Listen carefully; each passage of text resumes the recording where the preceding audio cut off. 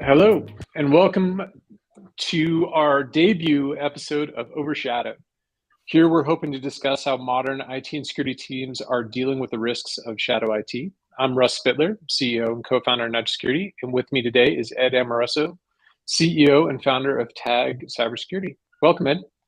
Nice to see you, Russ. How you doing? Always good to talk with you. So today we'll be talking about the modern attack surface and how it's changed with the explosion of shadow IT and the new risks that are present and what IT and security team can do to mitigate those risks. So really, as we kind of think about this conversation, this actually stems back to a conversation I had with my co-founder, Jaime Glasgow, almost 5 years ago, which is what are the things that are going to change so fundamentally over the next few years that it's going to change how we do security. And really, when we kind of look at the two major trends that are out there, there's one undeniable one, which has been going on for 10, 15 years now, which is shift to a public cloud workload. And how do I get my old data centers off my balance sheet and use the nimble practices of cloud first native applications? But complementing that, we've also seen this huge shift towards SaaS. We've gotten rid of SharePoint. Can't remember the last time I saw a SharePoint server out there, but we use SaaS for everything, whether that's finance, collaboration, file sharing, whatever it might be. We have this explosion of SaaS applications. So Ed, I was really hoping to get your thoughts on how this has shifted in terms of organizations understanding of what their attack surface is and how that's shifted over the last few years and how we'll continue to move. Well, first of all, thanks for including me in your discussion here. This looks awesome. I hope you'll have me back. This looks like fun.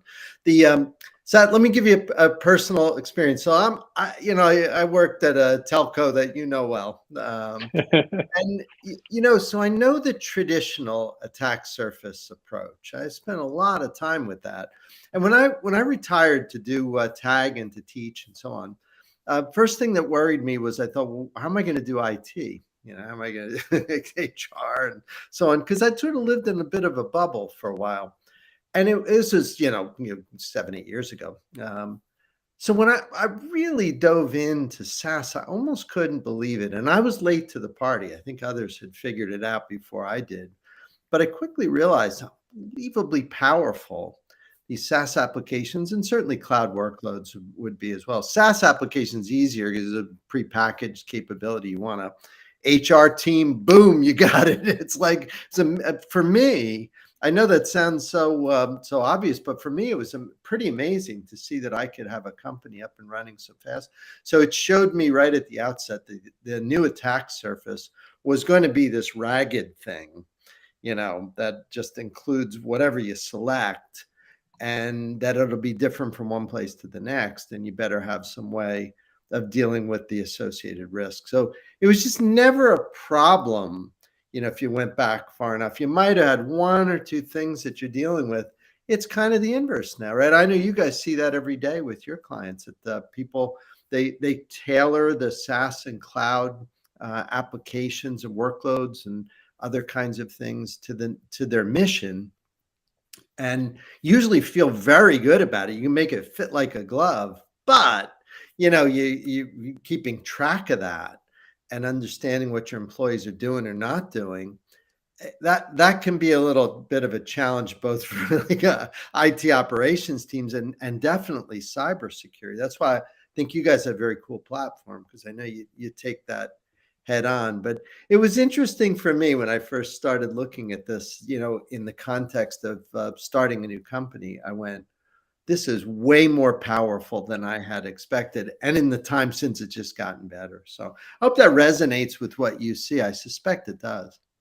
Yeah, and it's interesting when you kind of put it in that context, because when you think about some of the more traditional form factors that we deployed these business services, it was really, and trying to find the right analogy, about 100 just came through my head, but it was really kind of getting like a remote control car, right? It was already done, you could control it, it worked, right? As opposed to the SaaS world, which is really more like a model kit. You can build and latch on any number of these services that custom fits your organization. And if Salesforce isn't doing enough for you, there's a whole ecosystem of things that integrate in there. And then those integrations have integrations and integrations. And that's really one of the sort of dynamics that has really kind of put to light, at least in my eyes, and the conversations I have with our customers, of how challenging it is to manage the scope of these services. Because it's not just your big hitters of, your Salesforce, your GitHub, and your, NetSuite instance. It's everything else that comes along with that. And of course, every day it changes because a developer sees a new tool on GitHub and says, hey, I'm going to turn on Copilot, or, I'm going to integrate CodeCov or Sneak to get more insight into what we're doing. Yeah, understanding your inventory of what you've got is really challenging. Here's another personal experience. So my son, Matt, runs our infrastructure at TAG. And we were starting to get some bigger clients, a few years ago. We got a bunch of big ones now.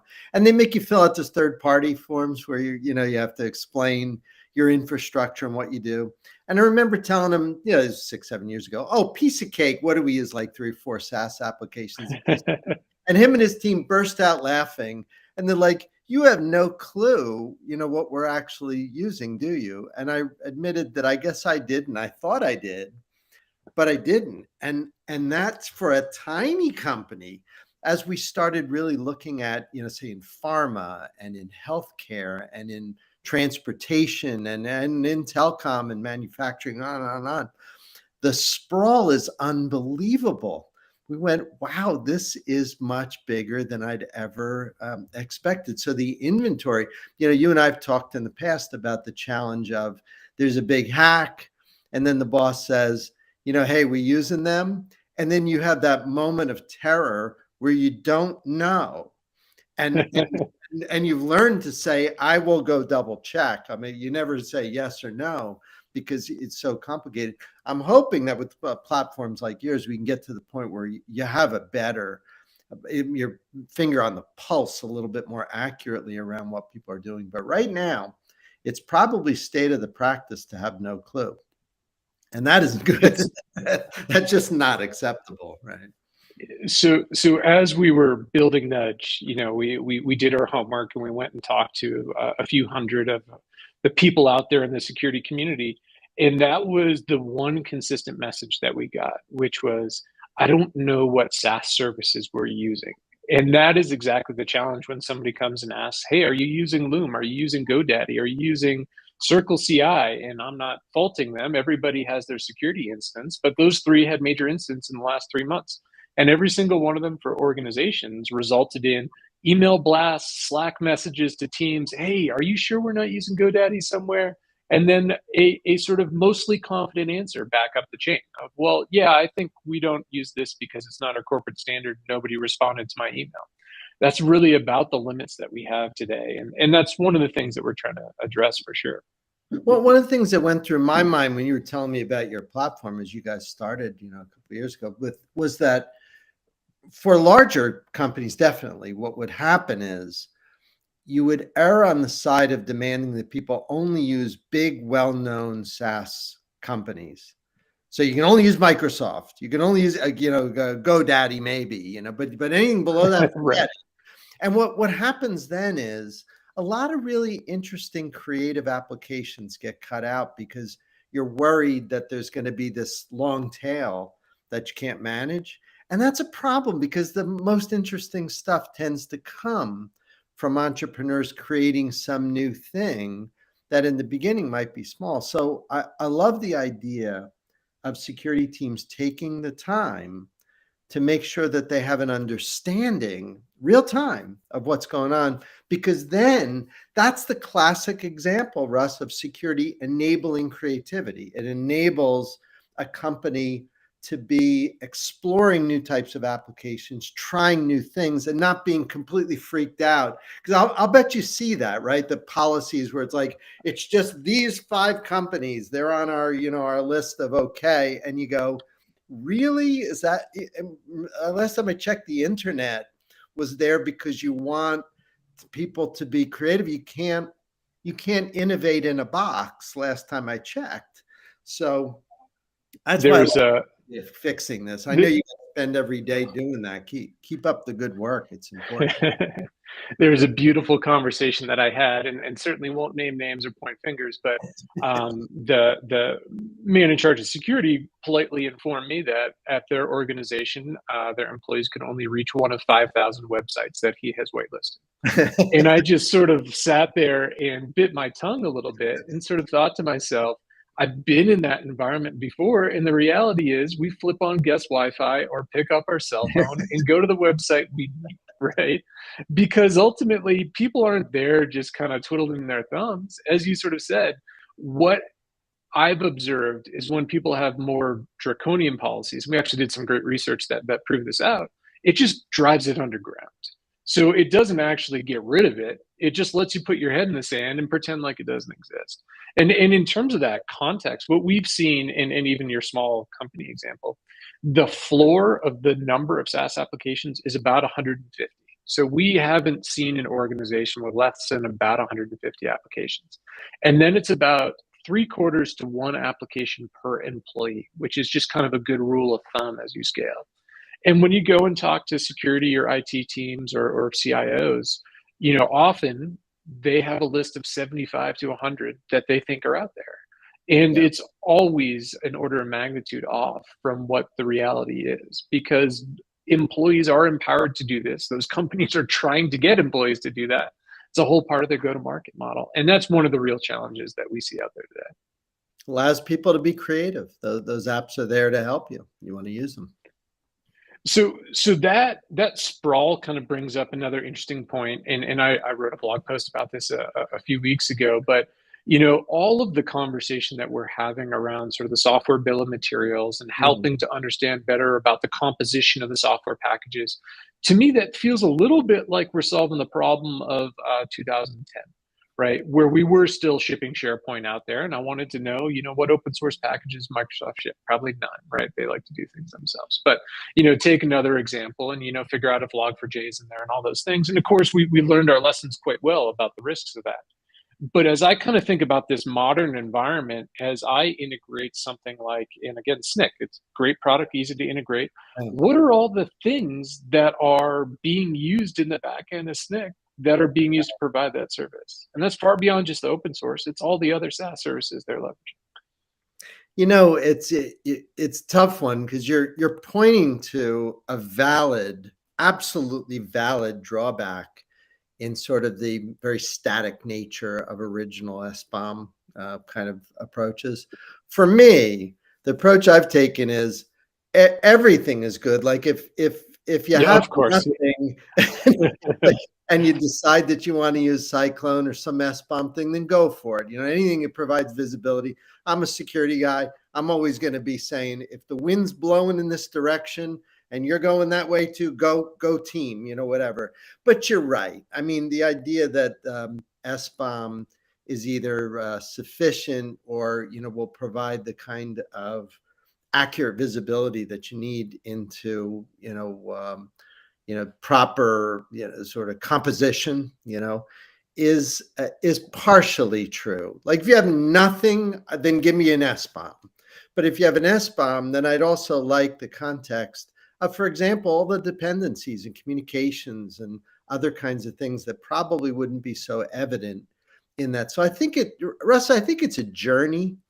And we've gone from very poor visibility in our software and our systems into something better, into some future state where I think there's really good transparency. And I think what you're describing is, certainly an area of focus. I like, for example, the SaaS dependencies that creates.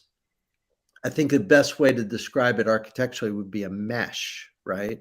Yeah. Like you get this very complex mesh of interconnections, and it could be a combinatorial explosion of different possibilities of communication, and that's not easy to keep track of. Like you and I've been talking about SaaS in the context of some work group, having people that counts on a SaaS app. That's like the easiest case. Now tangle that into a platform. Now you've got, a dependency there that has to be tracked and managed. Compliance has to come in. It gets a little bit tricky there. So I think we're heading into probably some stormy waters for companies that are not addressing this risk properly. I hope they're talking to you guys because I know you guys have your head on straight about this. But you guys are not a big enough company to handle the massive problem that exists with every company, and I hope you guys grow quickly. But this again, for me, SBOM, I'm not going to be too critical of it, but 100% agree that it doesn't go anywhere near enough into the composition at runtime and so on that would give you an idea of what's happening. Like if you get a hack and you want to know what happened, the SBOM may not be, might be a little bit of help, but it's certainly not going to give you enough. It feels to me a lot like the pieces that, at least how I used to sort of evaluate security disclosure programs. The fact that a company had a security disclosure program was a great sign that the company took it seriously. And the fact that a company is able to produce an SBOM is a great sign that they have a good handle on what they're doing in their software development process. So to me, it's great. But totally, as we look to the future, one of the big challenges that I see coming very quickly is this dynamic dependencies, because as we move to faster moving software, continuous integration, that picture can change on a daily, weekly, monthly basis, and that gives a lot more concern for how dynamic and how live and how real time do we need to have our monitoring and risk management programs as it relates to this to really keep up with the pace of development as people are Yeah. going through? Probably an area where AI will help us considerably. Like there'll probably be some pretty advanced heuristic algorithms that will give human beings proper insight into what's happening. Again, that I know that's an area you guys know quite a bit about, but it's going to be something that will have to be continuous and automated. That's just simple as that. Like the old days where I'm old enough to remember where you would sit down with a system, look at the code, look at the system, go to the whiteboard and try and figure out and document. I mean, that's how I learned it. Maybe, to Absolutely. be honest with you, it may not have been a total waste of time. I think sometimes computer science students, a lot of them mine, they have these powerful tools at their disposal now. And sometimes I think it's like you skipped trigonometry in high school or something. Like they're missing having to suffer through doing that manually. Because as you described that problem of unraveling dependencies at runtime, I know how hard that is because I've had that grow beyond my ability to comprehend. Having that experience, you really do appreciate when automation can help you. But I think sometimes people take it for granted that you push a button, you can get these things. This is a rich area, Russ, that we're talking about here. Like in cybersecurity, there's some areas that I think are a little crowded. There are definitely some crowded areas. You could argue that maybe EDR and some other things have a lot of SIM vendors, a lot of EDR. There's some. This is an area where I think there's a little bit of gap with many companies. That's why I was excited when you and I first started talking about your company. I thought, yeah, this is a legitimate area where people are going to have to fix some efficiencies in their program. So again, keep up the good work, and I'm sure you guys are probably going to grow like crazy. It's certainly an exciting time, and as you said, you don't have to look far to find another major problem to go help people solve. Yeah. But the other reality is, even those basic steps forward that you can help people take make a massive improvement. And just understanding all the SaaS systems and how they're integrated is a huge step forward for most organizations. And sort of, I guess to make sure that we don't end on a doom and gloom note, because there's certainly a lot of work ahead of us, in thinking about sort of where we are today in sort of the attack surface context that we've talked about, and thinking about sort of those breach notifications and the supply chain attacks, what are some sort of key practices that you've seen out there in your customer base and client base that you think are worth embracing, and are steps that people can take to help improve things today and think about introducing tomorrow? So I agree. I will end on a positive note, but I end on maybe a boring note because we keep seeing the same things come up over and over again. It's around these foundational, somewhat, at least seemingly mundane issues like your inventory and knowing what you got. Like the interface between the IT operations teams and security teams is often kind of an ill-defined, poorly defined dependency. And the cases we've been talking about, like a big breach, somebody goes, hey, do we use them? And everybody goes, I don't know. Like the way to know that is not always to have, whiz bang complicated stuff, but rather to have your hands around an understanding of what you're running. What just having an inventory. It sounds so boring, but man, like when you're in the role. I mean, I spent most of my career in security operations, and 9 times out of 10 when I was in trouble, it was because I didn't know a thing. There was something, a gap in my knowledge, not that we had the wrong tech or we snapped this thing. It was always, what is it, or where was that, or who did that? Something like that. And that's like just keeping track of stuff. Doesn't that sound so boring? It's like better job keeping track of stuff. And here we're talking about cool high-tech cybersecurity, track of your stuff. But it's kind of like that. That would be my advice to people. Like, do the high-tech stuff for sure. We all love that. That's all I do all day long. I love it. But in an operational role, it's really it's having your head on straight around what you're running. And in the case of SaaS, Most people have no clue. So that really has to be fixed. It's always fun when you can kind of think about it in the context of physical security, which is you always know how many doors to the house you need to lock at night. And the reality is, if you don't have a list of the doors in Yeah. your Yeah. modern organization, you have a very hard time of reacting to almost any sort of security problem. And so certainly appreciate that. The other area and the other place that we've seen so much opportunity is how do you effectively engage those employees and start to make them a proactive part of that cybersecurity program. And that's another area we've done a lot of work, a lot of research, but we see as a huge force multiplier as we look at solving this problem, because the employers are the ones creating this problem. Let's give them some of the power to help us solve that problem. And to me, that feels like a big path forward.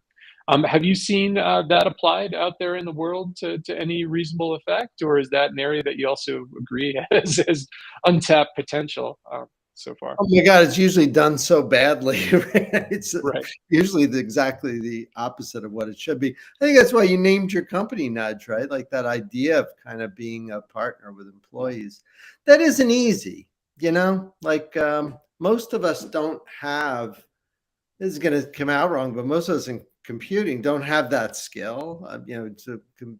Always that classic almost meme of the IT support person just rolling their eyes at all the dummies out there. You turn it off or on again, right? Yeah, An the classic. SNL skit, right? I mean, so Yeah. there's that. So yeah, that has to be fixed. And I think the way you fix that is with good tech, good platforms that really help. I always like the idea that if the security and IT teams felt like they were sort of like your partner, there to help you, not to like have 5,000 websites and you can't go anywhere else. Like I'm working in that place, then I'm hating the IT team and I'm going to do everything I can to go around it. But if it's different, if it feels like a partnership and they're like, look, we make our money, we get our paycheck because you all do your work. Tell us what you need. We're here to help. We're here to keep you safe, here to keep you secure. When you have that kind of environment, when you use platforms that use that kind of philosophy, it works better. That security is an enabler instead of like the Department of No. So I think that's another maybe good thing for people to keep in mind as they build culture around their program. I see us going on for hours on this, Ed. So I really appreciate the time, and I look forward to catching up with you further soon. But thank you again for being our guest today. A pleasure to talk with you. And for everyone else, stay tuned for future episodes of Overshadowed, and hope you can join us again soon.